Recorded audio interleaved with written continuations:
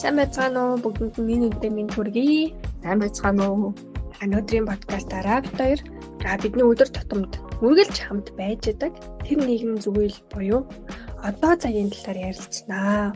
За одоо цагт оршин гэж яахыг хэлтийн, яаж оршихын, өнгөрсөн ирээдүйдээ оршоод ивэл ямар үр дүнд хүрэх юм бэ гэх мэт сэдвүүдээр ярилцсанаа.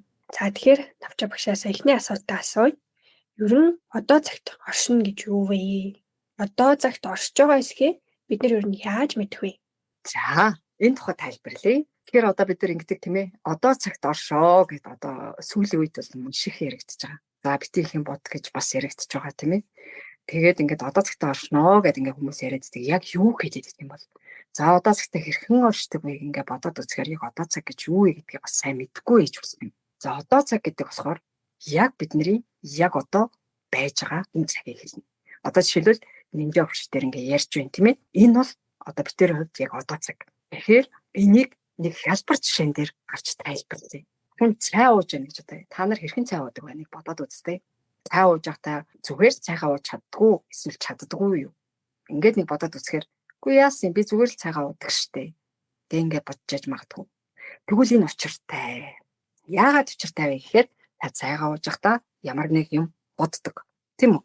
Эсвэл өнгөрсөн тухай бодоо яж идэг. Эсвэл ирээдүйд санаа зовнилтай холбоотой нэг юм бодоод байж идэг. Эсвэл өдрийнхөө ажил одоо ямар нэг юм бодоод гэж цайгаа уугаас сууж идэг. Ер нь ихэнх нь юм бидэг. Одоо биеж гэсэн яг тийм байсан. Тэгвэл яг одоо цагт орших гэвэл яг одоо тэр цайгаа ууж байхдаа та зөвхөн цайгаа л уу. За энэ маань юу хэлээд байна гэхээр мэдээ цай ууж байгаа чинь цайгаа л ууштай гэж хүмүүс бодож яж магадгүй юм. Гэхдээ энийг би учиртай гэж түрүүлсэн шүү дээ.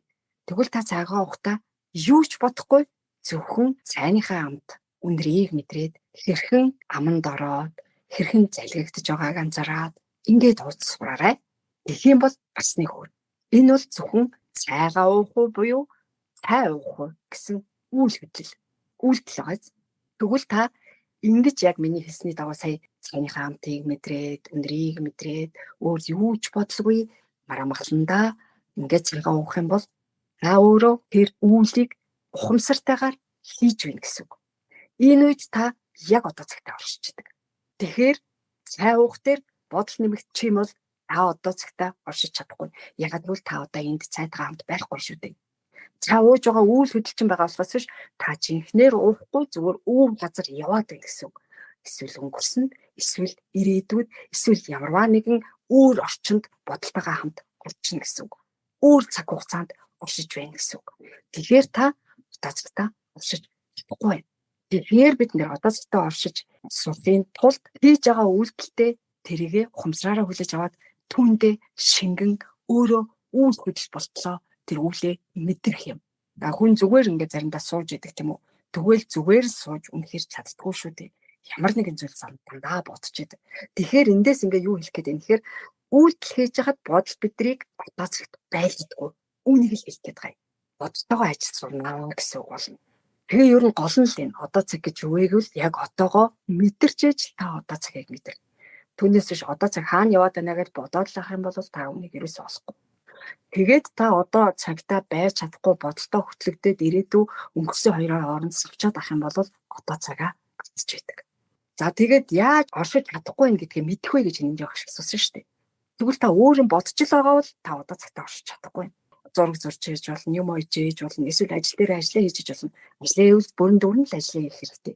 Тийм бол та одоо цагтаа оршиж байна. Ажлаа хийж явахдаа за ингээд компьютер дээр ширээн яад суугаад юм шивж явахдаа тэр шивж байгаа юмаа сүрхий түргэн шивээд байгаа мөртлөө бодолч ондоо газар яваад ивэл та бас л ондоо цагт одоо цагтаа байхгүй.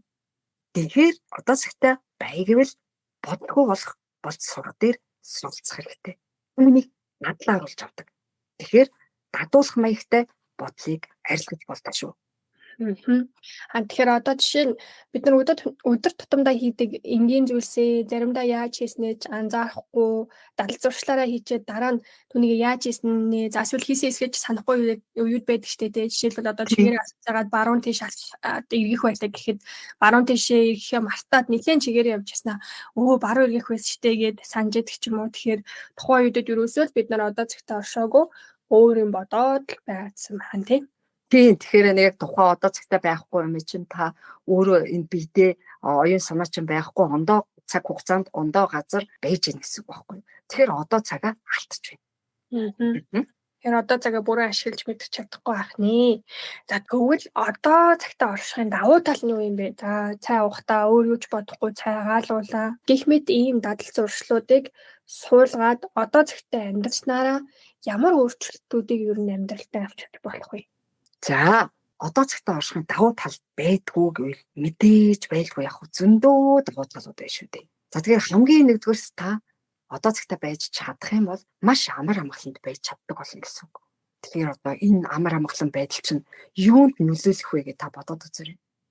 Та ингээд ер нь амар тайван байдгүй гэдгийг бодоод үзээрэй.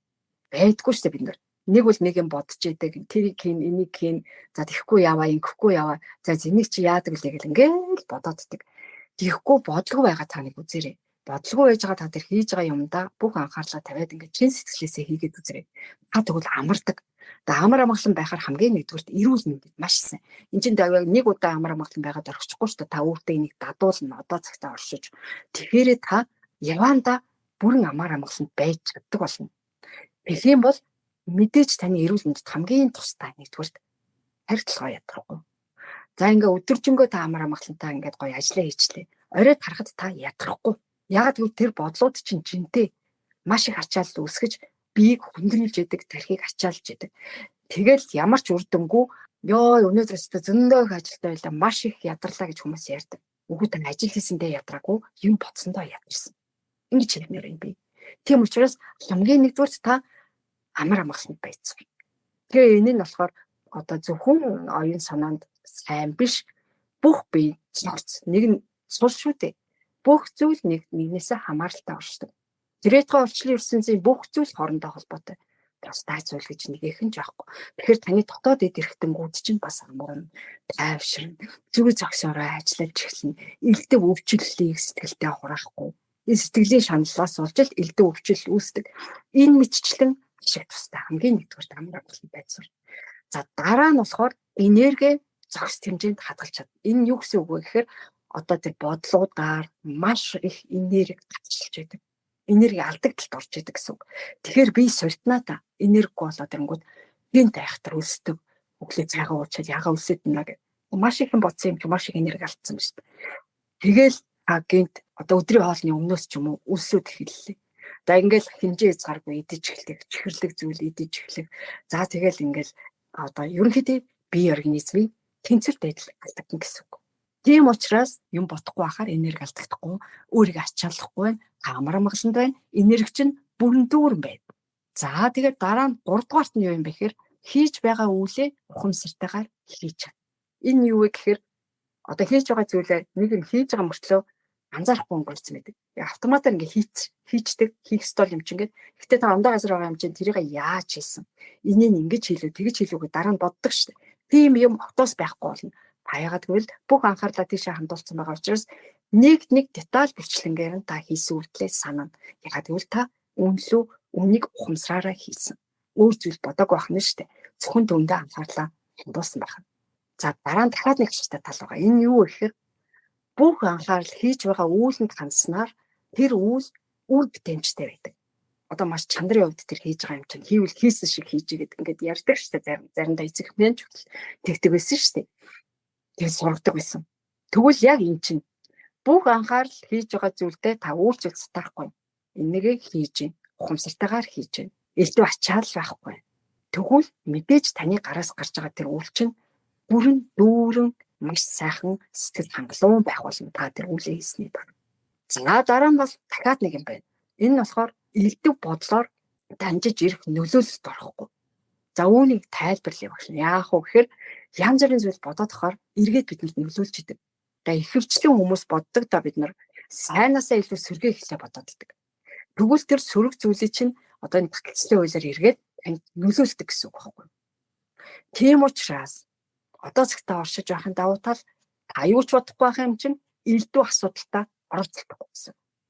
Тэгээд энэ нөлөөлдөг гэхэр чинь амьдрал ахуйч чинь саад гарч ирэх. Би чинь нөвдөв. Сэтгэл санаа докторгүй болох. Эрүүл мэнд чинь ямар нэг тоглолт гарах. санаа сэтгэл чинь нэг л харанхуй бүдэг болох. Их мэтчлэн зүйлүүдийг та нар мэдж байгаа шүү дээ. Гинт ягаад ингэж байна. Тэгвэл та одоо цагтаа байгаагүй л вэ. За энэ бол ялгуулна одоо цагтаа бас байхаар.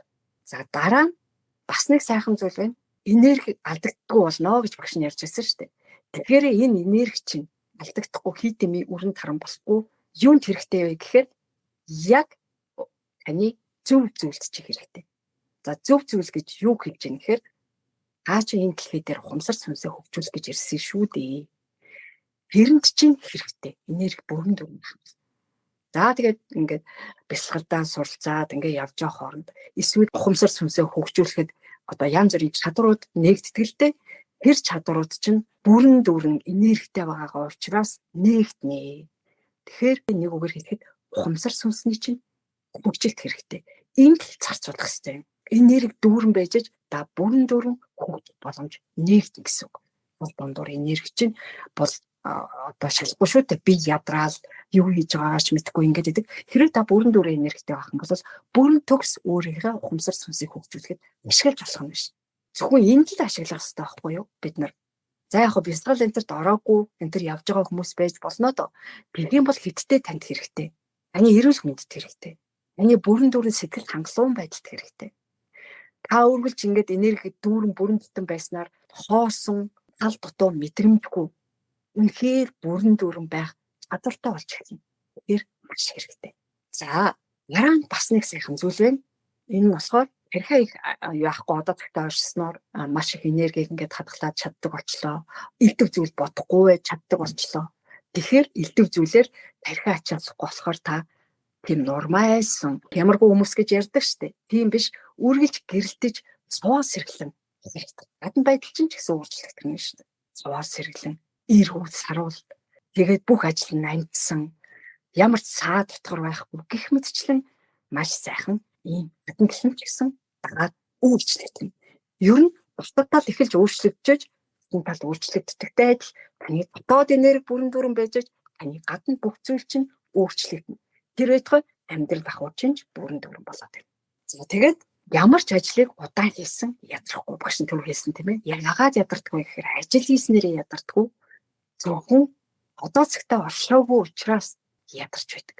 Тэр ядрал одоо ажил хийгээд нэг 20% энерги 30% энерги зарцуулдаг бол юм бодоод ингээд одоо цагтаа оршихгүй байхаар 80% хүртлээр энерги алдагдaltaй болдог. За энэ энерги алдагдaltaд ороод ирэхээр сул байх, ядрах, өвчин тусах, ажил хийх урамгүй болох, суралцах бол урамгүй болох бүх юм бүгдээ санагдах гэх мэтчлэн зүйлүүд гарч ирдэг. Тэгэхээр яахгүй.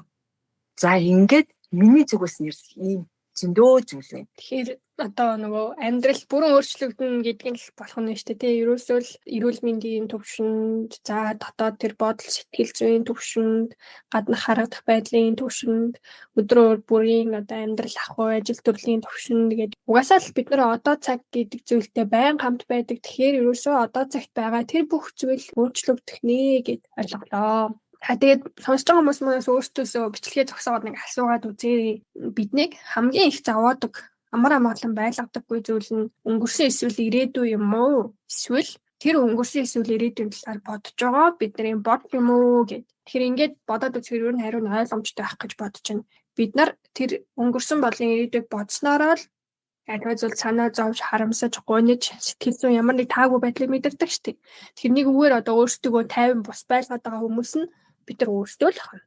Та тэгээ мэдээж үүнээс гаргаж одоо дээрх навчаа багшаа саяны хэлсэн бүх үр дүнгуудыг бий болгож мэдэрч чадах нь ч гэсэн бид нар өөрсдөө л байгаа. За тэгээ энэ дээр нэмээд яг тодруулаад өнгөрсний талаар сазгаад асуумаар санагдчихэв. Одоо өнгөрсөнд байна, өнгөрсөнд орчин гэхээрээ юу гэсэн үг вэ? Ер нь одоо байнга өнгөрсний талаар бодож харамсаад байлаа гэхэд энэ нь бас ямар үр дүнд хүргэх вэ? Ямар нөлөөллийг явчихдаг вэ гэдэг өнгөрсний талаар тусдаа асууя. За тэгээ өнгөрсөн цагийн тухай ярьцгаая. За тэгвэл бид нөр өнгөрсөн зүйлийг бодож байна гэд бодоод үзье.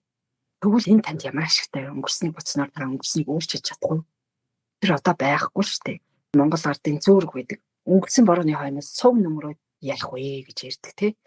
Энийг нэг бодоод үзээрэй. Тэд нар маань Монгол ард түмний одоо уламжлагдаж ирсэн энэ зүүр өвгнүүд маш чухал ахна шүү дээ. Ганцхан өгүүлбэрээр өнгөрсөн цагт байгаад хэрэггүй гэдгийг сануулсан байхад бид дандаа л өнгөрснийг бодцсон явж идэг тийм үү? За тэгвэл энэ ямар ашигтай өнгөрснийг та ямар ч ашиг байхгүй ш. Хүн болгон мэддэг. Энийг өөрчилж чадахгүй юм чи би одоо тэгэхээр мэдсээр ээж ингээд дандаа л өнгөрснийг бодоод байна гэдгээ хүн бол мэдэхгүй ш. Мэддэг.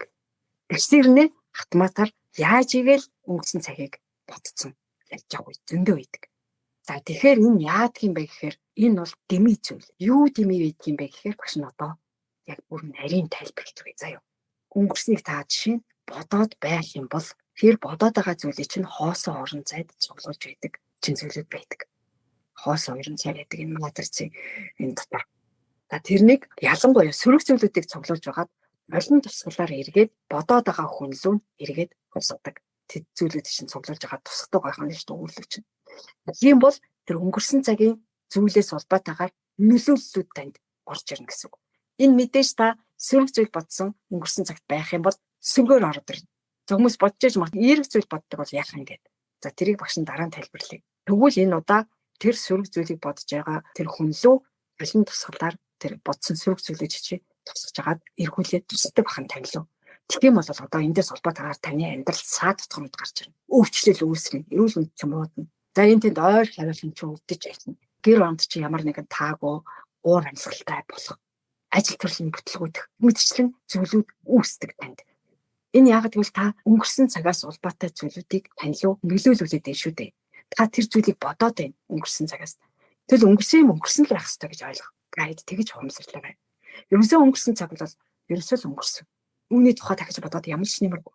Эндээс харин сөрөг нөлөөлөл ирдэг юм байх шүү гэдгийг ойлгож авчих гэж багш нь ингэж тайлбарлаж байгаа шүү. Тэгэхээр өнгөрсөн цагийн тухай бодох ямар ч хэрэг байхгүй. Яагаад гэвэл тэрийг ингээд цуглуулаад танилуд тусгахаар чинь таны бие өвдөн. Маш их тэр гарч байгаа бие өвдгөр хүн ядардаг. Тэр энерги алдагдлалд орж байна. Тэр энергиэр чинь тэр нөгөө цуглуулсан хооллогч одоо хий хар битүүд гэж байдаг. Энергиэр хооллогч тэд нар чинь сороод байждаг. Тэгээд таныг ингээ хүнтэй муудалцуулаад таагүй зүйл үүсэлээ. Тэгээ мөн тэр алдагдсан энергиэр чинь хоолно. Тав тухгүй боллоо. Тэр энергиэр чинь хоолно. Уур уцаартаа боллоо. Тэндээс ялгарч байгаа энергиэр хоолно. Их мэдчлэнгээр хооллохын тулд цаанаас нь бодлоготойгоор үүнийг хийдэг. Тэгэхээр таал бодохгүй байх юм бол та өртөхгүй гэсэн үг. Үүнийг маш сайн санаж ухамсарлаарай. Зөвхөн ил ухаанаараа за ойлголоо гэх биш шүү. Яг одооноос эхлээд би өнгөрсөн цагийн тухай бодохгүй ийм очиртай юм байна гэдгийг ухамсарлаарай. Сэтгэл зүрхээрээ хүлээн авч ойлгоорой гэсэн үг. Харин нөгөө талаас сайн зүйлсийг бодсон ч гэсэн тэр нь танд ирээд байдгүй шүү дээ. Хүмүүс боддог. Би ер нь их сайн өнгөрсөн цагаар тэгж боддог хүмүүс байж босгол юм. Би юу гэж сөрөг зүйл бодоход дандаа сайхан зүйлийг дурсаж идэг шүү дээ. Тэгэхээр энэ юу яриад байна гэж ойлгож иж магадгүй. Тэгвэл тэр ингээд толон тусгалаар тусгадаг юм бол над руу яагаад тэр сайн зүйлүүд ирэхгүй байгаа юм гэж ойлгож магадгүй. Чи өнгөрсөн цаг шүү дээ. Тэгээд дээрэс нь толон тусгалаа тэр сайн зүйлүүдийг чинь цуглуулж илүү тэдгэр битүүд цуглуулсангүй. Яагаад гэвэл таныг үүмүүлж байж таны зарцуулж гаргаж байгаа тэр энергиэр хооллохын тулд зөвхөн муу зүйлийг чинь цуглуулад танилуд тусгана. Тэгэхээр сайн зүйл цогтгүй гэж ойлгоо. Тэгэхээр сайн зүйл бодлооч сайн зүйлийн нөлөө байхгүй харин та дурсамж төдийхнэр өөрийгөө ачаалж яана л гэсэн үг. Зараа хаанагтаа дурсгадаг сайхан үед байдаг л та. Тэрийг бол байн бодоод авахгүй хаанагтаа л гарч ирдэг шүү дээ. Тэгэхээр ялгаа нь юм шүү. Тэгэхээр өнгөрсөн цагт оршоо ямар хортой вэ гэдгийг та бүхэн мэдэж авсан байхаа гэж ойлгож байна. Таныг ингэж тэгэхээр яг ингэжсэн дурсамжууд орж ирж байна л та. Одоо жишээ нь өнгөрсөнд ямар нэг алдаа хийсэн байлаа гэхэд тэрэндээ өөрийгөө буруутгаад би ямар тэнийг юм бэ? Тэр үед их байсан байх штэ гэд харамсаад бодлоо гэж бодё. Тэнгүүт ингээд араас нь хэдэн мянган сөрөг бодол ороод ирдэг штэ. За зөвхөн тэр явдалтай холбоотой ч биш бүр хэдэн жилийн өмнө хийж исэн ч юм уу, өмнө нь гаргаж ирсэн бүх алдаанууд дахин бодогдоод улам сэтгэл санаагаар унаал, улам өөртөө урам хуураад, өөртөө итгэлгүй болоод гих мэтчлэн тэр сөрөг бодлууд өгсөн дэх харамслууд бүр улам нэмэгдээд тэлээд бүр дааж давшчгүй болно гэхээс хөнгөрч юус айралтаггүй. Тэгэхээр цаана нь саяны нөгөө навчаагшин хэлсэн шиг ийм үйл явдал болж байгаа учраас бид нар ямар нэг сөрөг зүйл бодоод эхлэх юм бол үргэлжлээд гадны нөлөөгөөр тэр нь бүр даймжраад томроод эхэлдэг юм байна. Тэгэхээр ерөөсөө Тэгээд анхаарал бодохгүй байх нь зөв юм байна. Тэгээ ерөөсөө л бодохгүй байх нь зөв. Тэгээд яг үнэн сая тэрийг бас нэмж хэлэх нь зүйтэй юм байна. Тэгэл нэг л бодоод эхэлсэн бол тэднэрс их хоол идэхийг л бодно шүү дээ. Их энерги биднээс гаргаж л улам илүү энергиэр хооллохыг бодох учраас тэр хараарсан дамжуулаад нөгөө сөрөг зүйлүүдийг чинь тэгээд таны гартаа оруулаад авлаа шүү дээ. Хоолоо олгох, аргаа олоод авлаа. Тэгвэл ингээл энд их энерги ярьлаас. За тэгвэл энийг нэг өнгөрсөн бүх зүйлийг сэтрийгээд үгүй ингээл. Тэгэхээр тэр нөгөө нэг зүйл хийж идэг учраас тэр бодлууд ингээ араасаа хөөрөөд бүэл хийжсэн сөрөг зүйлүүд нь орж ирэл. За хаста энийг тэхгүй яав, ингэхгүй яав. Энэ дээр тэгжсэн байж та би одоо яасан муу хүн бэ ч юм уу. Ингээл бодогдоод эхэлдэг. Тэгэхээр яг зөв. Шууд цоцоож бай.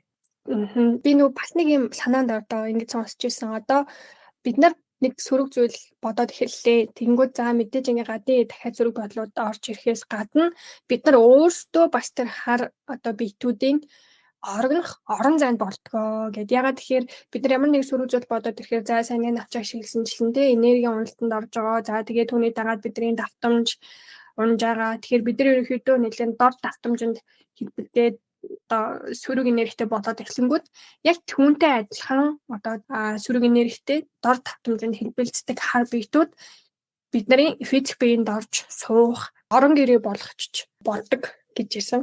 Тийм. Яг тэгдэг. Бүр анх тэгэж одоо муу бодлоор чинь дамжуулаад тэгэж энергичээс орж исэн бол ан дотор бүр ороод таныг эзэгж хэлсэн юм шүү дээ жишээлбэл. Тэгээд тэр нь яаж илэрдэг вэ гэхээр одоо манай үнэн мэдлийн сургалтанд суугаад анхан шатнаас эхлээд сууж байгаа хүмүүс ингэж хэлдэгтэй бясалгал ерөөсөө хийж чадахгүй байна.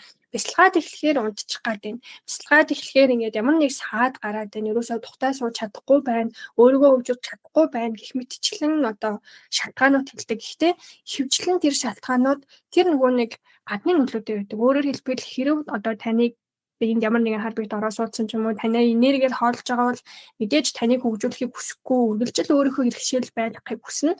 Тэгэнгүүт хөгжгөөс тань одоо сэргийлээд унтуулах ч юм уу за эсвэл цаг зав гаргахгүй ингэж бас нөлөөллүүдийг илгээж идэг байгаа. Тэгэхээр бүр таатлын төвшөнд бүр ингэж иргэшэлд нь орно гэсэн үг байна шүү дээ. Тэгэхээр эндээс гарахын тулд сөрөг бодохгүй байх нь за тэгээд бас өөрийгөө бясалгалаар хөгжүүлж байгаа тэр зүйлсүүдийг бас устгаж болдог шүү гэд нэмэлтлээ тий агшаа. Тийм. Яг зөв. За одоо тэгвэл ирээдүйн талаар ярив. За ирээдүй гэж юу н байдаг уу? За бид нар юу н байнга маргааштай эсвэл жилийн дараадаа санаа зовж яддаг шүү дээ. Тэгчүүл яана, ингэчүүл яана, тийм болно, тэгвэл яана гэл одооч болоог байхад ирээдүйд ерөөсөө санаа зовж яддаг. Тэгээд ямар нэгэн зүйл төлөвлөж идэг. Тэгэхээр ингэж байнга ирээдүйдээ санаа зовж төлөвлөж байх нь ер нь зөв үү? Энэ нь бас ямар үр дагавартай гэдэг юм бол за одоо өнгөрсөн цагийн тухай ярьжсэн бол ирээдүйг чинь мөн л адил яг одоо энд тантай хамт байхгүй шүү дээ. Өнгөрсөн тантай хамт энд удаа байна. Бодлороо өнгөрснийг дууддаг болохоос биш. Одоо тантай хамт байхгүй адил ирээдүй ч мөн адил байхгүй. Ирээдүй хоосон гэсэн үг. Тэнд байхгүй юу ч байхгүй. Хоосон орчин тэнд байхгүй. Ирээдүй та энд байхгүй. Та яагаад вэ? Яг одоо энд байгаа шүү дээ. Та гэхдээ эндээс ирээдүй санаа зовж байна. Байхгүй зүйлсэд санаа тавьж байна. Би болоогүй зүйлсэд та аль хэдийн санаа тавиад санаа зовоод хэлсэн байна. За энийг л одоо ингэж хийхгүй л ирээдүйд би яах вэ жишээ. За одоо л би байшаа авчихгүй л ирээдүйд би яах вэ? Хүүхдүүд маань юутай үлдэх вэ?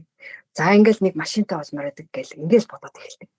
Харин санаа зовж ирээдүйн төлөө шаналж суухын оронд одоо цагта одоо хийж байгаа зүйлээ ирээдүйд төлөө харин хийж болно. Одоо тэгэхээр ирээдүйд рүү хийх юм би санаа зовоод янз бүрийн зүйл тэнд байхгүй хоосон орчинд ирээдүйд рүү санаа зовоод байхаа оронд эсвэргээрээ яг одоо цагта та уушаа сурчих юм бол яг одоо цагта хийж байгаа зүйлээ маш сайн хийх юм бол гэсэн үг шүү дээ. Ирээдүйд ч болон эргэлдэх болно. Ягаад гэвэл одоо хийж байгаа зүйлийн улбаа гэж байдаг шүү дээ. Тэрнийг хэлээд байгаа юм. Түүнээс хийдэмээ санаа зовоод мөн л адил байхгүй зүйл, элдв зүйл санаа тавиад тэнд бас одоо цагта байхгүй байхын нэг шалтгаан болдог байхгүй ирээдүйд чинь санаа зовоод байна гэдэг чинь. Тэ элдв бодлого санаа зовнилгүй үйлдэх хэрэгтэй үйлдэж байгаа юм. Одоо ингээл хийж гэн гэл тэгж штэ. Нэг зүйл хий ирээдүйн төлөө сайн хийж байгаа зүйлээ одоо цагтаа оршоо гэж байна. Түүнийга янз бүрийн зүйл бодлохгүйгээр зүгээр сайн хийхин төлөө л хийх хэрэгтэй гэсэн үг. За үүн дээр тайлбарлахад юу ч бодлогоогоор юу ч хийж болно гээгүү гэдгийг ойлгоорой. За юу ч бодохгүй юм хийгээд ах юм бол энэ нь одоо ямар нэгэн хоргон байныг ойлгочих магадгүй. Тэгээд муу зүйл хийж болохгүй шүү гэдгийг багш нэг альбилж хэлье гэж бодлоо. Зүгээр л юм бодохгүйгээр л нэг юу ч хийжсэн хамаагүй гэж бити ойлгоорой л гэж сануулж байгаа юм шүү. За тэгээд цааш явъя. За жишээлбэл нэг жишээ авъя. Одоо энд та жишээ нь ач дээрээ ишлээ хийж яах гэж бодъё. За юм ойж яадаг ч юм уу. За ингээл компьютерийн ард суугаад юм хийж яадаг ч юм уу. Тэгээ өдөр тутамдаа та ямар нэгэн хэрэгтэй зүйлийг хийж яадаг шүү дээ. Яг одоо цаатаа. Гэхдээ энэ зүйлээ ямар болчих вэ? Яах вэ? Ийх вэ гэж санаа зовгоогоор яг өөрийнхөө чадлаар өөрөө цаг мөчөө зөвхөн тэрэндээ зориулаад бүх анхаарлаа тэр хийж байгаа зүйл дээр төвлөрүүлээл ингээл хийхийг хэлж байгаа шүү багш нь. Ингэж хийж сураарай гэж хэлдэг байгаа. Ингээд хийж байгаа бол тэр ирээдүйн рүү санаа зовоод байдаг бодол чинь байхгүй. Та одоо хийх ёстой зүйлээ зөв хийж байна. Тэгэхээр та ирээдүйн төлөө ерөөсөө ч санаа зовоод янз бүрийн бодоод ах хэрэггүй. Тэгэхээр ирээдүй гэдэг чинь бас л хоосоо орон зай.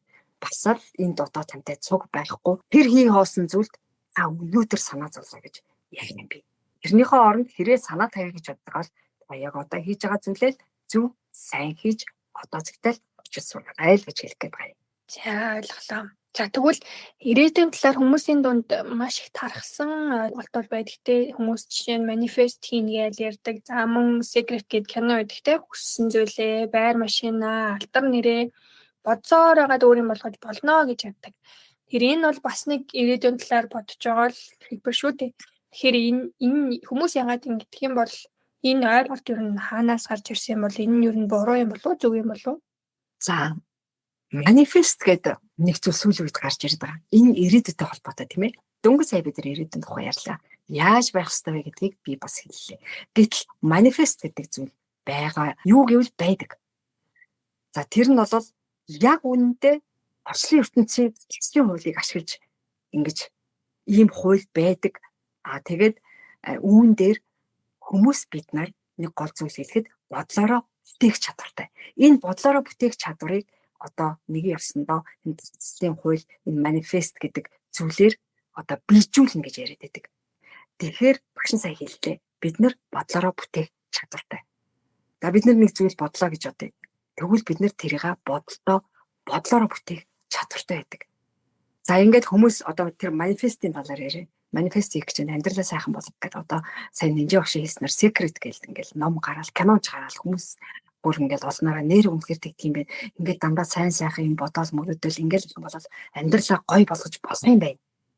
За тэгвэл тгий одоо тэр кинон дээр чинь тэгж гардаг штэ. Нэг байшин зураал үнэхээр нэг гоё байшин таваад тэгж бодвол бүр ингээл ган дээрээ зур үргэлж тэрнийхээ тухай бод айл өрөө ямар өрөө одоо хідэн өрөөтэй байшин байхаа бод авах хүсэлтэй тэрийг бод. Тэгээ ямар өнгөтэй ямар машин авахыг хүсэж байна тэрийг бод. Өсөөл гэд ингээд өгдөг штэ. Тэр чин бид нар бодлороо тэрийг яг бүтээдэг болохоор тэгж төсөөл гэдэг юм. Тэгээд төсөөлчлөө тэнд бүтлээ. За тэгвэл тань дээр юм уу тэр олон хүмүүс манифест хийгээд эхэллээ. Тэгвэл тэдний хідэн тэр бүтээсэн машина авсан бол байр авсан бол байшингаа энэ амьдрал дээр дуудаж авчирсан бол ингээ бодоод үзээрэй. Хэрэг та өөрөө хийж байсан бол бас мэдэн дээ. За яг хав ганц нэг цөөх тоон дээр яригдана юм асуудал бол ганц нэг цөөхтөр бол ирдэг байж болох юм. Үнэхээр тэр зүйлүүд нь. Тэгвэл 190% нь ирдэггүй. Тэгвэл тэр манифестигээ 190% нь ирэхгүй байгаа хүмүүсийн тэр бүгссэн байшин, тэр машин маань байна. Тэр мөн ирээдүйн хоосон орон зайд байна. Та бодлоо айл хэдийн бүтээч гисэн. Тэр хоосон орон зайд байгаад танд ирэхгүй байна. Тэгвэл яагаад ирэхгүй вэ? Тэнд ямар нэг эзэмшигч хурд байгаа биз? Тэгээд тань дээр ирэхгүй байна. Тэд өөрсөндөө ашигтай зүйлийг таны бодлоор дамжуулан хийлгэсэн. Тэр байшинда тэд нэр сууж байна. Тэр машиныг унаж ашиглаж байна. Тэгээ ард нь хэн бэ гэж бодоод үзрээ. Тэр хоосон орон зайд байгаа шүү. Энэ бодит ертөнцийн дээр байхгүй. Тэр хоосон орон зайд тэгвэл бас хий биетэй гар хүчнүүд байж байдаг. Таны тэр бүтээсэн зүйлүүдийг шилаад тэнд олсон тогтнож байдаг. Ягаад гэвэл тэд нэр таны бодлоор бүтээх чадвар хэрэгтэй. Бидний бодлоор бүтээх чадвартай гэдгийг мэдсэн учраас тэд нэр олон арваар нь тийм зүйл хийлдэг. Тэдэнд өөрсөнд нь ашигтай. Энэ бол нэг ялсандаа хөтөлбөр. За энэ хөтөлбөр гэдэг зүйл орж ирж байна. Одоо анхаараарай. Энэ бол цаанаасаа бодлоготойгоор хийлэгдэж байгаа үйл явц учраас энэ бол хөтөлбөр. Энэ бидний бодлын хүчийг ашиглаж байна. За тэгээд тэр орчлын ертөнцийн эслийн хуулийг ашиглаж байна. Түүнийг манифест болгон ашиглаж байна. Тэд бидний бодлоор дамжуулан бүтээж байна. За заримдаа нэг жишээ хэлье. Одоо ингээд ямар ч машин унаад тэр байхгүй, ингээд хоосоо орон зайд одоо энэ зам дээр ганцаараа ингээд явж идэг гэсэн машинууд тэгж яагаад юунаас усын мэдгүй гинт онголцдог. Гинт одоо аваар гарчдаг.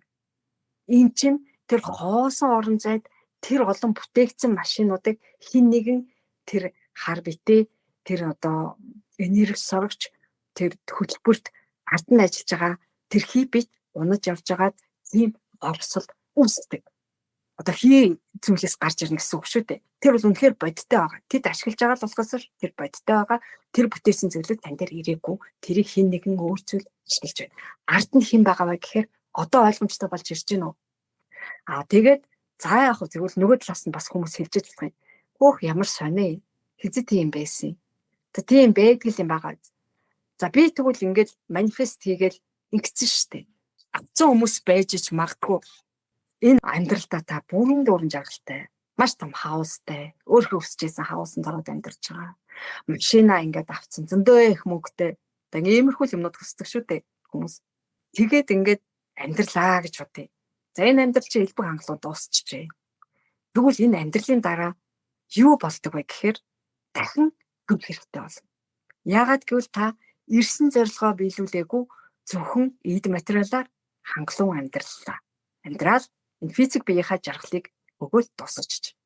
Тэгвэл таны ирсэн зорилго чинь болохоор дэлхий дээр та ухамсар сүнсээ хөгжүүлж суралцах гэж ирдэг. Тэгвэл та зорилгоо биелүүлээгүй ухамсар сүнсээ хөгжүүлээгүй юм шүү дээ. Тэгэхээр ухамсар сүнсний хөгжил, ухамсарын төлөлт байхгүй учраас энэ төр танд шалтгаан гарч ирнэ. Тэгэхээр энэ хөтөлбөргээ түрүүний миний яриад идэх зүйл чинь хүмүүсийг манифестээр дамжуулж дандаа материалдық зүйлийн араас ухаан жолоогүй явуулж зөвхөн төвнийг хийлгэж ухамсар сүнсээ хөгжүүлэх боломжийг олдгүй байх нь шүү дээ. Цаад бодлого. Тэгэхээр хүмүүс зорилгоо мартаад би элбэг хангалуун сайхан амьдарч гэж гал энэ дэлхийгээс хүмүүс явах л ёстой. Хизээ нэг цагт явах нь тодорхой яваад өгдөг. Тэгээд дараа нь дахин дөрдөг байх нь шүү дээ. Яагаад гэвэл та ирсэн зорилгоо биелүүлээгүй шүү. Ухамсараа хөгжүүлээгүй сүнсээ хөгжүүлээгүй ухамсараа тэлээгүй шүү дээ. Тэгэхээр ухамсар сүнсний хөгжил байхгүй учраас та дахиад суралцахаар ирнэ. Ингээд хэдэн 10,000 удаа төрөх шалтгаан болдог. Тэгэхгүй манифест гэдэг зүйлийг харин ашиглаж болох ганцхан зөв зүйл юу вэ гэвэл ухамсар сүнсээ хөгжүүлэхэд энэ манифест гэдэг биднэрт заягдсан бодлоор бүтээж чаддаг зүйлээ бид нар ухамсар сүнсээ хөгжүүлэхэд зэмлэлтэй юм шүү дээ. Одоо жишээлбэл одоо ухамсар сүнсээ хөгжүүлэхэд чадварууд нэгдэж байна. Шууд өөрөө нэгдэчихгүй. Хадлаар, сахлуудаа, одоо багшийн заавраар ингээд суралцж байхдаа манифест хийж болох нь жишээлбэл өөрт ашигтай ухамсар сүнсээ хөгжүүлэх гэдэг. Одоо би яг жинхэнэ зорилттой ашиглаж юм жишээ нь би мэлмигээ нэг тасгал хийж байна. Бэлгийн мэлмигээ нээж би учрыг олыг ингээд бодоод зориод хийж байна. Тэгэх юм бол би манифестийн хүчээр юу гэж бодох вэ гэхээр миний бэлгийн мэлмиг нэгдэж байна. Ирээдүйд одоо чиглэсэн ирээдүйд манифест хийдэг бол би бүрэн дүүрэн харж чадах болно. Би бэлгийн мэлмигээ нээснээр бүгдийг ухамсарлаж үннээр харж ойлгох болно. Мэлмигээ нээснээр бүх зүйл ойлгомжтой. Их болоод галт зүйл. Оршихуйн үнэн мөннийг би бүрэн дүүрэн харж чаддаг болно. Чадаж байна. Чадсан байна. Ингээд мэдрэх. Үнэхээр чадчихлаа. Тэгэд бодоод мэдрэх. Гарч байна гэж мэдрэх. Яг үнэн гэж юу вэ гэдгийг олжлоо гэд баяр хөөр болж гэн гэж мэдрэх. Жишээ нь ингэж хийж болно. Энэ бол өөрт байгаа бодоор бүтээх тэр манифест гэдэг зүйлийг жинхэнэ зорилгодоо ашиглаж байна. За ингээд бүх ур чадвараа нээгээд эренгүүд энэ дээр ганцхан энэ биш шүү. Зөндөө ур чадварууд байгаа.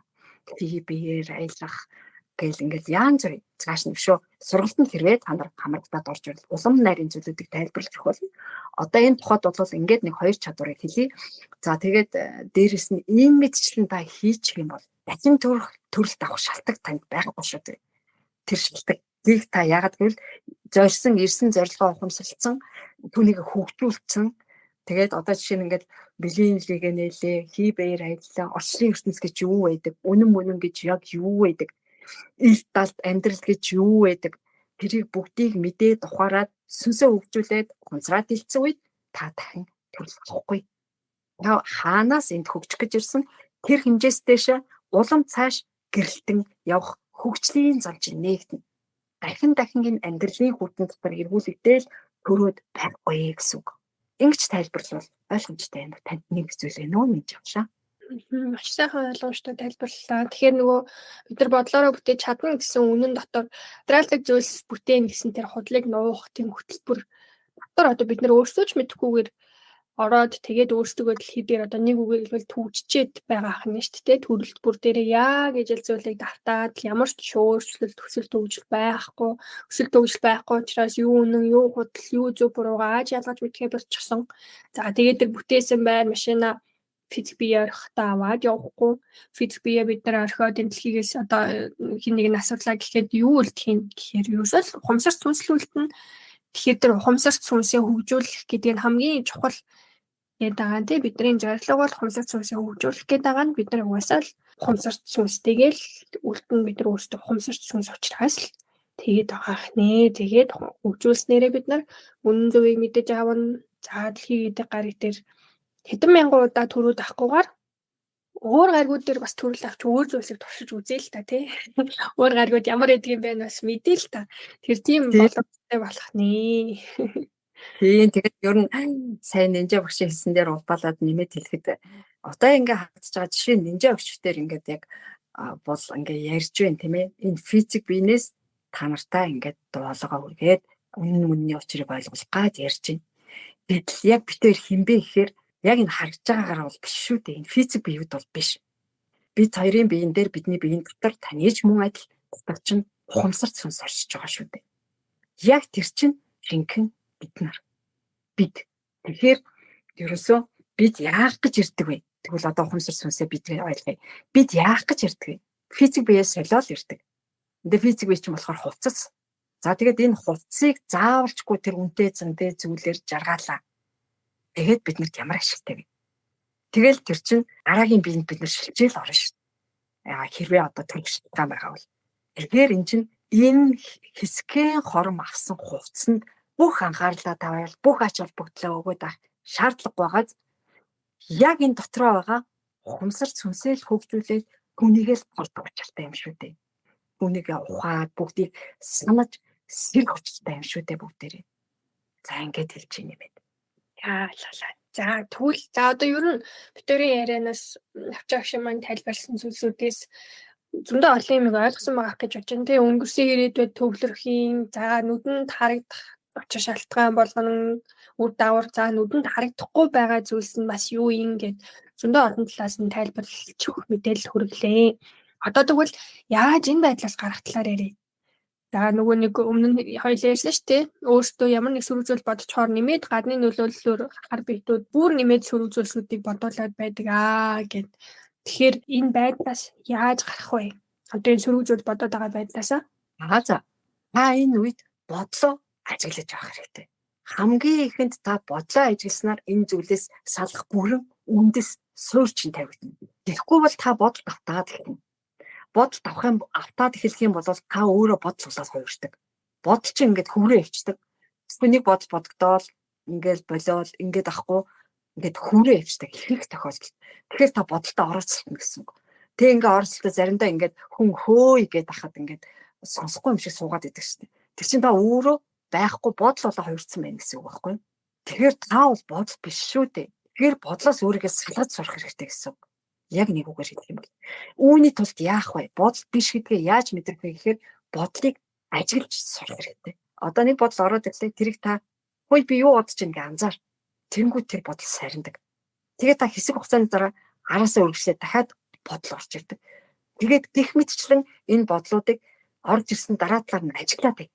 Бодол тавтахгүй гэсэн үг байхгүй. Тэр бодлыг хөврүүлэхгүй байх нь шүү дээ. Яг гэвэл та тэр бодлыг ажиглаад бай. Тэгээ ингээ ажиглаад байх юм бол та тэр бодлоос тусдаа гэдгийг ойлгож эхэлнэ. би бодол биш юм биш үү? Би бодлоос ангид юм байна. Тэгэхээр энэ бодол дарагдах хэрэггүй юм байна гэдгийг та ойлгож эхэлнэ. Энэ бодол ямар ч хэрэггүй юм байна гэдгийг та ухамсарлаж эхэлнэ. Яг энэ үеэс эхэлж маш сайхан суур тавигдаад та дадлаа цааш нь хөгжлүүлэх юм бол явандаа та бүх бодлоо ажиглаад айлгаж чаддаг бол. Тэгэхээр та болсгүй байхад суралцсан гэсэн үг. Тэгээд ах юм бол хийсээр байгаад нэг л өдөр гэхэд бодол таны урдуур урсах болно. Тэгэхээр та бодлоос ангид таны бие өөр, таны ухамсар өөр, та бие дотроо байж бодол таны урдуур урсаал өнгөрөөд байна. Бодол хизээж авахааргүй бол. Нэг хийгээд болчих зүйл биш. 10 хийгээ болчих зүйл биш. 30 хийгээ болчих зүйл биш. Хийж чаддаг болтлоо хийхийг хэлж байгаа юм. Бодол дарагдахгүй болтлоо хийхийг хэлж байгаа юм. Тэгээд та энэ бодлыг ажиглаад орох бол сөрөгч байсан, эргэж байсан бодлоос сэлж чаддаг болно гэсэн үг. За тэгээд тэр араасаа зүгээр байжгаад бодогдоод байдаг тэр сөрөг бодлуудаас ч мөн сэлж болно. Яагаад гэвэл бодол хоёр байдаг. Нэг нь таны бодол, нөгөөх нь гадна таны эргэн тойронд ч мөн бодлын урсгалууд байждаг. Бүх зүйл энерги шүү дээ. Тэгэхээр тэр энерги дотор чинь янз бүрийн бодлууд явж идэг. За тэрнийг удирддаг хар бидүүд ч бас байж л байдаг. За тэгвэл генет танд ингээд ярьлаа шүү дээ түрүүн. Зүгээр ингээд сууж хат чинь та өөрөө нэг юм бодож итэл ийм зүйл тань дээр борж ирсэн та бодоод үзээрэй. Ингээд шал өөр юм бодсон сууж исэн чи гинт үгүй би чи юу бодоод байна вэ? Гэмээр бодлоод үе байдаг шүү дээ. Энэ бол бодлын дайралтууд. Одоо ингээд таны бодлыг гарч орж ирж байгаа гэсэн үг байхгүй юу? Гаднаас орж ирж байна. Ямар ч хамааралгүй бодлоод хүртэл орж ирдэг. Бүх зүйл энерги, тэр энерги урсгалаар юу ч орж ирж болно. Энерги нэвтлэх чадвартай, энерги хааж орших чадвартай. Тэгэхээр таны одоо бодлоор дамжаад өөр бодол орж ирж шээ. Тийм бол хэрвээ та дадлуудаа хийсээр байх юм бол энэ бодлын дайралтууд ч өртөхгүй байх арга байгаа. Энэ зөвхөн танаас шалтгаална. Та тэгээ бодоод үзээрэй. Бодлуудад дарлуулаа суух уу? Өөрөө бодол биш гэдгээ мэдрээд бодлоос тусдаа ангид гэдгээ мэдэрч сурсан дээр үү? За ингээ мэдрээ сурчих юм бол та элдв бодлын сөрөг нөлөөнүүдэд автахгүй. Нөгөө нөлөөлөд идэх гэдээсэн шүү дээ. Ирээд өгөөс ирж байгаа сөрөг нөлөө. Одоо тэр юунаас ирж байгаа сөрөг нөлөө танд байхгүй болно. Та яагаад гэвэл та бодол тавтахгүй байна. Бодлыг устгаж чаддаг боллоо, арилгаж чаддаг боллоо, сарниаж чаддаг боллоо. Та энд сул чөлөөтэй энгийн амар амгалан дорших амт нөхцөл бүртлээ. Энэ тохиолдолд та хамгийн амар амгалан доршиж чадна. Тэгэхээр нөгөө нэг гой нөлөөнүүдийг багш нь дээр хэлсэн шүү дээ. Ямар ашигтай талууд байдаг вэ гэдэг. Одоо цагтаа оршиж зурна. Тэгээд тэр ашигтай талууд тань дээр үргэлжлэх болно. Та эрүүл сорол болно. Ухаан сэргэлэн болно. За тэгээд эрт хүчтэй болно. Энерги алдагдлгүй болно. Гэх мэтчлэн маш гоё зүйлүүд. Явандаа амьдралчин ч гэсэн өөр. Ягаад гэвэл та дотроос өөрчлөгдөж шүү дээ. Хүмүүс ихлээр дандаа гадна тал руу анхаарах нь бол гадна талаа өөрчлөх болох юм шиг санагддаг. За өөрөө гоё засчлаа. За байраа гоё засчлаа. Мэдээ цэвэрхэн гоё байх нь зүгээр. А гэхдээ эхлээ гадна талаа гоё болгосноор таны дотоод байдал өөрчлөгдөхгүй. Тэгэхээр энэ таны одоо тэр байдлууд юу ч өөрчлөгдөхгүй. Ямар ч өөрчлөлт гарахгүй. Та нөгөө л бодолдоо дарагдсан нөгөө л одоо сэтгэл готролтой ч юм уу эсвэл ажил үйлсийн бүтэхгүй юм уу тийм байдалтай л байгаад байна. Яг гэвэл та бодол дарагтаал байгаа юм чинь та гадна талаа хичнээн материал зүйлөө өөрчлөөд танд ямар ч нэмэр байхгүй. Тэгэхээр бүх юм дотроосоо эхэлнэ. Тэгэхээр та гадагшаа хандж байсан бол одоо бүгд дотгошоо ханд. Таны дотор бүх зүйл байгаа гэж яриад идэх учир нь энэ. Та өөрөө ажил хийж эхлэх цаг чинь болжээ. Бодол дарагдахгүй байх цаг чинь болжээ. Ухааныг заах хүмүүс байна. За тэгвэл та ухамсар сүнсээ хөгжүүлээд ямар замаар хөгжих үү, аль сургалтыг сонгох юм, яах юм өөрөө шийд. Энэ бол таны хэрэг. Харин гол утга нь гадна талтай биш, дотор талтай оршдог юм шүү. Бодлоос ангид байж чадах юм шүү. За тэгээд энэ саяны хэлж гисэн аргуудыг мэдээж цаашаа суралцъя гэвэл та нарын сонголтоос шалтгаалаад хороод ирэх юм бол бүр нарийн арга барилчлалуудыг зааж болно гэж хэлнэ. Тийм ээ. Одоо ингээд өөрөө ажиглаарэ, өөрийнхөө бодлыг ажиглаарэ гэд хэлэхээр амархан юм шиг байгаа ч гэсэн мэдээж тодорхой цаг хугацаа бид нар ч одоо насаараа л ботоод явчихсан хүмүүс шүү дээ. Тэгэхээр чин тэр насаараа яг хийцэн дадал зуршлыг өөрчлөн гэхэд мэдээж цаг хугацаа, за мэдээж арга ухаан хэрэгтэй. Арга ухаан зүг байх юм бол цаг хугацаа бас тийм ч орохгүй байж болно. Арга ухаанаа олж чадахгүй бол үлдсэн насаараа ч тэр бодолтойгоо зууралдаад явчих болно гэсэн. Тэгэхээр хаашаа яаж арга ухаанаа хайх уу гэдэг та нарын маань сонголт авах нэ. За тэгээд таны хэлснийг сая бодож байхад надад ийм төсөөлөл орж ирж байна. Бид нар бол тэнгэр юм байна. Хаашаа шүтлэхгүй байж идэг. Харин бодол бол үүл юм байна. Ирдэг явдаг, хүздэг, салхинд замхардаг. За тэгэхээр бид нар одоо тэнгэр болж бодол болох тэр одоо үйлсийг ажиглаад тэднээс автахгүйгээр өнгөрөөгөөд за зарим нэгэн салхиар туугаад тэнгэр шиг одоо тийм цэлмэг болж чадах нэ. Харин нөгөө нэг бодолтой автаал бодоод л явах юм бол бүрхэг хар бараан үүлтэй. Ерөөсөө цаад нөгөө тэнгэр нь харагдахгүй тийм болох нь шүү дээ. Тэгэхээр сөрөг бодлуудаа ажиглаад таслан зогсоох нь маш чухал юм байна. За тэгвэл одоо ингээ нийтэд нь бодлоосоо ингээ салчих юм байна. За тэгвэл өнгөрсөн ирээдүйд оршихгүйгээр яг одоо цагтаа оршиход таны зүгээс зөвлөгөө юу вэ? Зөвлөгөө өгөөч та. За багшхны хувьас зөвлөхөд бол хамгийн түрүүнд бодлого л болцсон хэрэгтэй. Ер нь хамгийн ихний ялсан бол саяжсэн ярьлаа тий. Бүх эндээс зөв зөв гарч ирнэ. Эхлээд бодлохгүй болгосон яах хэрэгтэй. Дараа яг одоо хийж байгаа зүйлээ чин зүрхнээсээ үйлдэх. Одоо тэр хийж байгаа үйлдэл орж гэсэн үг. Өөр юу ч бодохгүй шүү дээ. Та зөвхөн үйлдэж байна. Яг энэ үедээ та маш гоё төлөвтэй ээждэг. Яг гэвэл ямар ч бодлого болчдөг. Бүх анхаарал хийж байгаа үйлдэл байж байна. Одоо та зураг зурж жилаа яваад тий. За тэгэл ингээл гоё зураг зурж исэн чинь ерөөсө бүх анхаарал тэр зураг руу орсон. Өөр юу ч байхгүй. Та энэ үед гадна орчноос тэлсэрдэг.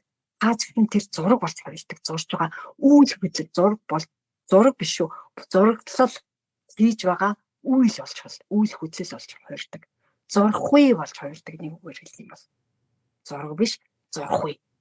Зурхгүй хийхэд зураг зурхтаад яадаг юм. Хөдөлж байгаа гараа анхаарал. За тэгээ ямар бодгонууд хольж байна. Хойл гэж дотроос чи ямар мэдрэмж төрж байна. Өөрийн мэдрээ. Тэгээ юу зурхийг хүсэж байна.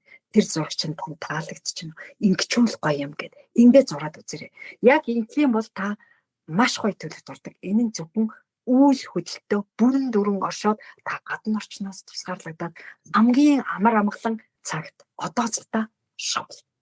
Энэ бол маш гоё төлөв шүү. Та нар өөрснөө хийж үзрээ. Тэгээд дуртай зүйлээ хийж болно шүү дээ. Зөвхөн зураг зурхтаар жишээ авлаа сая. Тэгвэл бүжиглэх дуртай хүн байж болно. Бүжиглж явахдаа зөвхөн бүжгэн дээр анхаарна. Үйл хөдлөлтөд анхаарна. Ямар гоё вэ гэдэг төсөөлөд нэг үзрээ. За тэгээд өөр чинь өөр зөндөө гоё зүйлүүд байдаг шүү дээ. Бичих. Одоо яруу найраг бичих байдаг юм уу? Онгод орж ирсэн мэт маш гоё өгнүүд орж ирээл ингээд бичих жишээтэй. Одоо зүгээр энгийн зүйл хэлээтэй хоол хийж явахдаа та зөвхөн хоолоо л хийж штэ. Одоо зөвхөн хоолойгийн зөвхөн заагаа өвнө гэдгийг багш нь сайн тайлбарлаж өгсөн те. Хоолой хийж л штэ. Би яац ингээд бодож болохгүй. Хоолой хийхдээ та одоо жишээлбэл яаж хэрчиж байна? Яаж амталж байна? Хоолой хийхдээ гэдэг бүрэн яг тэрэндээ алдсан бол бас их гоё. Хоолны чи амт хүртэл маш гоё болно. Яг тэгвэл элдв бодол холдохгүй. Одоо ингээл хоол хийж байхдаа элдв зүйл бодоод их юм бол тэр бодлын энерги чинь тэр хоолнд шингэж идэг. Тэгээд хоол биш хор хувиргач тохиолдол байдаг. Тэгэхээр элдв зүйл хийж байхдаа бити бод гэдэг чинь зөвхөн хоолн дээр л ингэж тайлбарлаж байгаа учраас ш таны хийж байгаа үйл бүхэн шингэн гэсэн үг таны бодлын хүч. Тэр чинь дараа нь хэрэглэхэд бас хэцүү байгааз. Тийм учраас хоолой хийж байхдаа бас маш гоё юм бодохгүй одоо сайн юм бодоод сайн юм хүсээд бүр юм бодох гээд байгаа бол эргийг бодоод бас хоолой хийж болно. Гэхдээ яг энэ миний тайлбарлаж байгаа зүйлээс бүр юу ч битгий бодоор гэж байгаа шүү. Тэгэх юм бол таны хоол маш гоё амттай болно. Бусад өөжтэй гоё энерги түгээх болно гэх мэтчтэн чигтэй талууд зөндөө байдаг. Тийм учраас эхлээ багш ам хэлээд байгаа нь хамгийн түрүүнд бодлого бол. Тэгээд дараа нь тэр үүлдээ бүрэн дүрэн орш. Тийм бол маш гоё төлөвтэй байдаг. Тэгэхгүй болохоор хүмүүс ч ингэж бодоод байдаг шүү дээ. Ерөөсөө одоо цагтаа байдгүй. Одоо нэг бол өнгөрсөн, нэг бол ирээдүйд. Ингээл бид нар та нар бодоод үзээрэй. Нэр яг тийм биш дээ гэж бодогдно. Одоо энэ цагийн юм цохилдог зүй байдаг шүү дээ. Ингээд доороо өндөөрхтэй. Гэт ингээд байдаг. Нэг юм дээр үеийн цагнууд байдаг та хамт үлгүүтэй. Тэгээ хоёр тишээс авчаал ингээд дуурж идэг. Яг тэр байгаа байхгүй бид нар. Ингээл өнгөрсөн. Буцаад судлаад ирээдүй. Өнгөрсөн, ирээдүй, өнгөрсөн, ирээдүй. Дунд нь байж тэнд зогсох хэрэгтэй байхгүй. Тэгвэл яг одоо зогс гэж би хэлмээр байна. Яг одоо зогс. Яг төвдөө орш. Өнгөрсөн ирээдүйн хооронд бүүс авч. Яг одоо ухамсарл. Маш сайхан дүрслэлийг жишээ авч ойлголаа. За одоо тэгвэл хоёлаа тэр нөгөө одоо яг хоёулынх нь өнөөдрийн ярилцлагыг зөвөр сонсоод өнгөрөх биш хэрэгжүүлэхийг хүсэж байгаа тэдгээр хүмүүсээ дэмжиж өөрсдийнхөө талаар ярих гэж бодлоо. Одоо дээрх зүйлсүүдийг сонсоод яаж хэрэгжүүлэхээ мэдэхгүй байж болно шүү дээ. Тэгэхээр зэрэг хүмүүстэй өөрсдөө туршлагыг хуваалцъя. За одоо жишээ нь авч байгаа ш та яаж одоо зэгтээ оршдог болсон бэ? Анханасаа ийм байсан уу? Эсвэл өөрчлөгдсөн үү? Одоо зэгтээ оршиж чадсанаар таны амьдралд, таны хувийн амьдралд ямар өөрчлөлтүүд гарч ийн гэд өөрийнхөө жишээг та хэлээч. За тийм маш сонирхолтой асуулт байна. Би болохоор анханасаа ийм байгаагүй. Тэгэл яг бүгдийн нэгэн адил сул бодол дарагтаал явчихсан. Ихэнх хүмүүс маань яаж амьдардаг вэ яг тэгэл явчихсан. Одоо зэгтээ оршин гэдгийг сонсч л байсан болохоос яаж гэдгийг мэддэгчгүй байсан бүр. Ор тас мэдгүй. Тэгэл мөн өнгөрсөн ирээдүйн сувчаал ингээл ерөөсөө зай завсраггүй ухаан сугаагүй явчихсан. За одоо зэгтээ оршихыг тэгвэл хизээнээс их зогсоод одоо зэгтээ орших гэдгийг сурч хэлсэн бэ гэхээр ухамсар сүнсээ хөгжүүлэх замыг сонгосноор би одоо зэгтээ оршихын үнд суурийг тавьсан. Тэгтээ өөрөө өөртөө ухамсар сүнсэндээ би талархаж явдаг. Яагаад гэвэл би хамгийн зөв замыг олсон. Би маш олон бяцлаглыг сонирхож явж исэн. Гэтэ нэг олон бяцлаглаар бол үнэхээр суралцаагүй. Бяцлаглын тухай номнууд, за ухамсар сүнсний талаар юм уу, ийм одоо даалд оршихуй. За тэгээд хайр гаргийн тухай суралцдаг байсан. Тэгэж явж байгаа хамгийн сүүлд хайр гаргийн мөчөд талаа гэсэн бүлгэмд би дагаа явж исэн чинь тэр нөгөө орж ирж байгаа тэр мэдээллүүд надад их сонирхолтой санагддаг байсан. Тэгээд тэрийг үзээ явж исэн чинь одоо энэ үнэн мэдлэгийн маань ном гарчсан. За ийм дамжуулагч байт юм байна. Тэгээд нэг ном гарсан. За тэгээд номоо аваад уншаад ясгахад эхэллээ гингүүд би зүгээр шууд бизээч байж байгаагүй тийм бүрэн дүр мэдрэмжийг авсан. Яг энэ мөчөд би ухамсарсан. Энэ зам миний хамгийн зөв зам байна. Яг тэгвэл би анх удаага тэгээд мэдэрч байгаа шүү дээ тэр төлөвийг. Урд нь хизээш тийм төлөвт орж байгаагүй. Гэт энерги бүрэн дүрэн дотроосоо баярлал огшоол бүр ингээд за би яг энэ байх хэрэгтэй байна гэдгээ ухамсарсан. За эндээс эхлээд би суралцж гисэн ухамсар сүнсээ хөгжүүлэх хэрэгтэй юм байна. Би өрөнд ухамсар сүнсээ хөгжүүлж гэж ирсэн юм байна гэдгээ ойлгосон. За ингээд бяцлаглаар үнэн мэдлэг сургалтын бяцлал ороод, бяцлалд ороод, хичээлд ороод, хичээлдээ суралтандаа суугаад бүх одоо институт бяцлалаас ихсүүлэл явж байгаа шүү дээ. Ер нь бяцлаглын хичээлүүд эхлээл амьсгалын бяцлаглаас эхлээл явдаг. Тэгээд би өөрөө сэтгэл хангалуун байсан. Одоо бодоод хахад миний ухамсар сүнс яг тэгээд амьсгалын бяцлал хийгээд эхэлж байгаадаа маш сэтгэл хангалуун байсан байна гэдгийг би ухаан үед бол нэг л сэтгэл дүүрэн маш гой баяр хүртэй мэдрэмж төрөөд байсан. Яг юу вэ гэдгийг сайн ухамсарлаагүй байсан. Тэгээ маш дуртайгаар суралцаж эхэлсэн, маш дуртайгаар хөгжиж эхэлсэн. Ерөөсөө хаашаач гарахгүй энэ зам миний зам зөв байна гэдгийг мэдэж эхэлсэн. Энэ цаг үеэс эхлээд би хичээлүүдээр яваад одоо цагтаа оршиж арга ухаанд суралцаж эхэлсэн. Тэгээд энэ амьсгалын дасгалуудаар эхэлсэн гэж түрүү ярьсан шүү дээ, тий. За тэгээд энэ дээр мөн бодлыг ажиглан сарниах гэх түрүү би ярьжсэн шүү дээ. Яг тэр дасгалууд орж эхэлсэн. За тэрийг болохоор би байнга хийж адуулж чадсандаа өөртөө талархдаг одоо. Өөрөөхөө ухамсар сүнсэн. Яагаад гэвэл нэг тэгээд болох зүйл биш гэдгийг би ухамсарлсан. Тэгэхээр энэ дээр ухамсарлсан гэдэг үг над дээр маш олон давтагдж байгаа та бүхэн анзаараарай. Би ил ухаанаар ер нь яг ядгаж салгаагүй, ил ухаанд ашиг бүгд л өгөөгүй ухамсарлсан минь миний хамгийн ашигтай тал байсан. Энэ яаж ухамсарлсан бэ гэхээр би сэтгэл зүрхээрээ бяцлаглын хичээллийг ойлгосон гэсэн үг. Тэгээ сэтгэл зүрхээрээ маш дуртайгаар хийж эхэлсэн. Тэгээд ерөөсөө цуурлаггүйгээр суулж эхэлсэн гэсэн үг. Гэтэ бүр ингээл удаан цагаар суугаад ингэж биш шүү. Одоо хийгсэн зүйлийг богино хугацаанд ч байсан маш олон давтамжтайгаар хадуулж эхэлсэн. Угаасаа дотроос тэгээд нэг зөв замаа та сонгосон бол дотроос маань ухамсар сүнс маань юу зилаад эхэлсэн. Эсвэл шүү дээ нэг ясан. Хүмүүс миний ил ухамсар удирдаад физик биеэр ингээд хийгээд байгаа юм биш. Дотроос ингэж хий гэдгийг явандаа ингээд заагаад эхэлдэг. Хэрвээ та зөв замаа сонгосон бол ухамсар сүнс чинь угаасаа тнийг зилаад явна. Явдгийн байна лээ шүү. Би яг өөрийнхөө туслахыг ярьж байгаа юм чинь.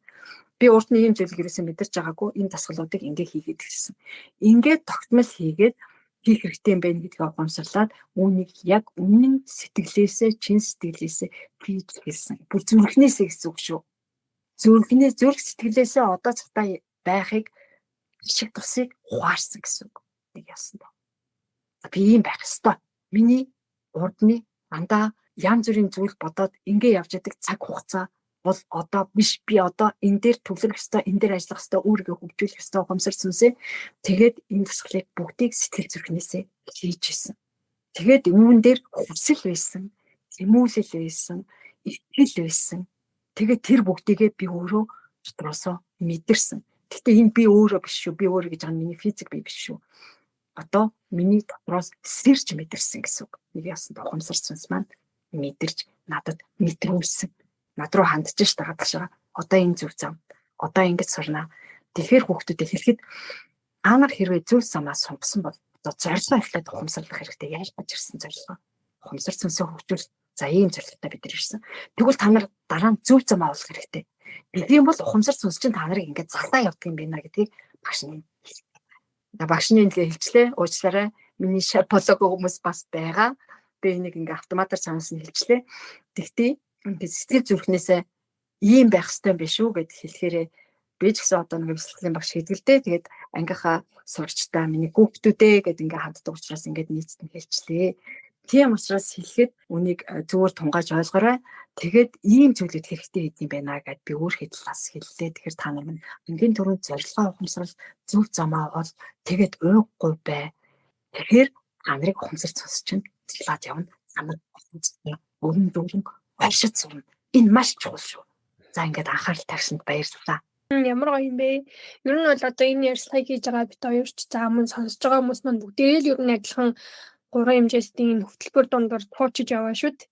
Тэгэхээр арга ухаанлагаар энэ хөтөлбөр гэдэг зүйлийг тэнгэр шиг ажиглаад тухгүй байх боломж хүн бүрт байгаа ахнэ. Багш нэг юм нэмээд хэлж одоохон үүнийг одоо би сая ингээд одоо цагтаа байж юу ахад сурцгаа ингээд сурцлаа гэд арга ухаанаа хэллээ шүү дээ.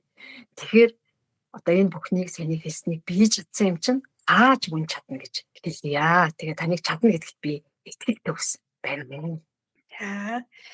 За талархлаа. За миний хувьд бол өмнө нь бол бодолтой төөрсөн л хүн байсан. Ялангуяа өнгөрсөнд их харамсч өөрийгөө маш их буруудахдаг. Тэгээ ер нь амар амгалан гэдэг зүйлээс их холуур байсан. Гэхдээ өөрийгөө өнгөрсөндөө байгаад байна. Одоо цагтаа байх хэрэгтэй гэсэн ойлголтыг ерөөсөө мэдэхгүй тэгж байгаа ч анзаарахгүй. Гэхдээ өөрийгөө ямар ч байсан тайван бос байгаа юм байна. Маш их ууртай уцаартай гомдолтой байгаа юм байна. Тэгээд үүнийгээ давамд болоход бол бяцлал хийх хэрэгтэй байна гэдгийг мэдчихсэн учраас бяцлал хайж эхлээд удалгүй өмнө мэдлэгтэй учирсан байгаа. За тэг үнэн мэдлэгээс үнэн зөв мэдээллүүдийг аваад өөрийгөө юун дээр алдаад байгаагаа мэдэж ойлгосон. Гэхдээ юун дээр алдаж байгаагаа болоод одоо юун дээр ажиллах ёстойгоо мэдлээ гэд шууд болчтгүй юм билээ. Харин энэ байдлаа мөн л одоо бяцлаглаар өөрчилсөн. Бяцлалаа хийгээд их үедээ бол зөвхөн бяцлал хийх хугацаанд л 50 амгалан байгаад одоо зэгтээ оршоод байж ирсэн бол та ингээ одон дахин хийгээд татсан явандаа бяцлал хийхгүй байсан ч гэсэн өнгөрсөн ирээдүйтэй холбоотой бодлоо таслан зогсоогоод одоо зэгтээ төвлөрөөд амар амгалан байж сурсан. Гэхдээ хамгийн гоё зүйл нь энэ нь бусдад нөлөөлдөг юм байлээ. Бидний гэр бүлийг нь ялгаагүй хөтөлбөрт автсан. За ямар нэг санаа зовлонтой хүмүүс байгаа шүү дээ. Гэхдээ бид нар өөрсдөө амар амгаландаа оршоод амар амгалан байж сураад тэгээд амар амгаландаа одоодоо орших ийм гоё шүү гэдгийг боддоор өөрсдөө биен дээр харуулад эхлэхээр ойр хүмүүс гэр бүлийнхэн ч гэсэн нөлөөлөлт нь ордог юм байлээ. За тэгээд ингээд л хүмүүс бас асууж магадгүй ирээдүгөө бодож төлөвлөхгүй бол ирээдүй чинь яаж болох юм бэ гэд. За миний хувьд бол ухамсар сүнсэндээ бүгдийг даатгадаг. Ямар хүчирхэг гэрэл миний дотор оршиж байгааг мэддэг. За түүндээ бас итгэдэг учраас миний ухамсар сүнс бүгдийг тохижуулаад болгочноо гэж итгэдэг учраас бүх зүйл болно л гэж боддог. За ингээ бүх зүйл болно л гэж бодчихоор угаасаа бодлын маань дагуу босоор ч байдаг. Гэхдээ мэдээж үүнийг хийхийн тулд дотралаг амьдралыг биш одоо ухамсар сүнсний хөгжлийн замыг сонгоод ухамсар сүнсээ хөгжүүлэх дээрээ анхаарад бяцлал тасгалуудыг хийх хэрэгтэй байдаг. За ийм учраас үнэн мэдлэгийн маань бяцлаглууд бол шат шатанд нь ухамсар сүнстэй холбож харилцуулах тасгалуудыг байнга ордог байгаа. Тэгэхээр ингэж дадуусны үндсэн дээр ерөөсөө л байнга амар амгаландаа орших. За тэгээд амар амгаландаа оршоод эхлэхээр бүхэл цанаасаа болоод ухамсар сүнсэндээ итгээд эхлэхээр мөн тэр нөгөө нэг одоо амар амгаландаа орчхоор таны тэр санаа зовоод байгаа ирээдүй гэдэг зүйл чинь ч гэсэн тухайн одоо цагтаа маш гоёор бүтчихэдэг шүү гэж хэлье. За тэгээд танд өөр хэлэх зүйл байна уу нагчаагшаа? Өнөөдрийнхөө ярилцлагыг өндөрлөх үү? Өнөөдрийнхөө ярилцлагыг ингээ өндөрлөж байна. Тэгээ та бүхэн маань битээрийнхөө ярьсныг аль болохоор гомсраараа хүлээж аваад сэтгэл зүрхнээсээ сонсвол та нёгийг ойлгож өөрийнхөө арай урд нь бодож явснаас өөр өнцгөөс харж ухамсарлаарай гэж хүсэж байна да. За тэгээд зөвхөн сонсоод өнгөрөх биш. Хэрэгжүүлж чадсан зүйлсүүдээ эхнээс нь хэрэгжүүлээрэй гэж зөвлөе. За тэг өнөөдрийн ярилцлагыг маань сонсож хамт байсан та бүхэндээ талархлаа. Дараагийнхаа ярилцлагуудаар уулзцгаая.